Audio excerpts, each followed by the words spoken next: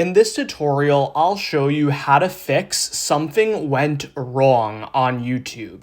And if this video does help you in any way, please consider subscribing to the channel with notifications turned on and liking the video, as it does mean a lot to the channel. So now, how do you fix something went wrong on YouTube? I know a lot of you are having this issue right now, so I'm going to explain to you how to fix this. So basically, YouTube's having issues right now, but there is a pretty simple fix to this.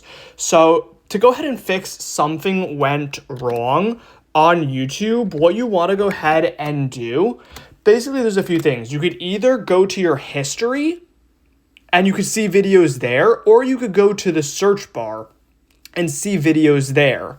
Those are two ways you could see videos. You could also go to your subscriptions feed. Sometimes the subscription feed works, but the homepage is completely down. If this video did help you in any way and you could finally search videos or you could see your history, please consider subscribing to the channel. It does mean a lot.